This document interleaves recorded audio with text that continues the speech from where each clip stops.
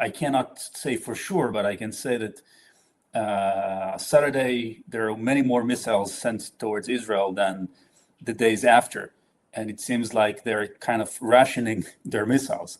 And also, for some reason that we can guess, they expanded their targets not just to Israel and American targets, but also to the Gulf states and Turkey and Cyprus. So for whatever limited number of missiles they have, they are sending them to more places. So can you tell us estimate? For example, you just compare the fifth day towards the the first day when they send more bombs, right? You probably have more bomb alerts. Just roughly, what's the percentage right now? Well, I can't say for sure, but I can say that on Saturday, every half hour, I had to come to this safe room because there was a siren. And in recent days, it hasn't been that much. There were a few times a day, maybe 5, 6, 7 times a day, but not as extreme as it was on Saturday. Okay. Yeah, so that's a big change, because from every 30 minutes to 5, 6 times a day, right? Yeah. Okay. Yeah, please go ahead. Another thing that's important to say, that when you talk about missiles, there are a few things that the Israelis and Americans are targeting.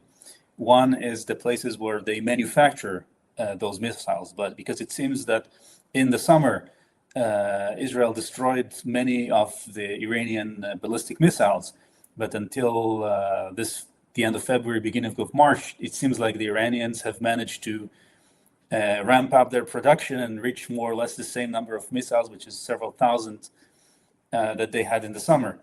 So one thing that Israel and America had to do was go after the military industries that manufacture them at the different sites where they're manufactured. The other thing is you want to go after the missile launchers.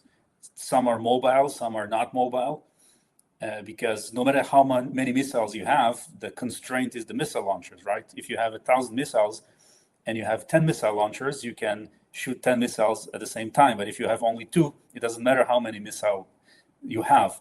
So Israel and the US divided Iran into sectors. Some Israel is responsible for, some the US is, and they're basically constantly hunting for missile launchers. So many of the Iranian crews, it seems, so I haven't heard directly from Iranians, but it's been reported that many of the Iranian soldiers who are responsible for these missile launchers are kind of afraid when they get the order to launch the missiles, because when they have to launch a missile, they have to get into the missile launcher and expose themselves to Israeli or American attacks, and they may die. So because both countries' air forces have been pretty effective at hunting those missile launchers. So there are still missiles going everywhere. Actually, today I had to go out to run some errand, and I went out and there was a siren, I had to come back. And then I went out, there was a siren, I had to come back. And only the third time I managed to complete the errand.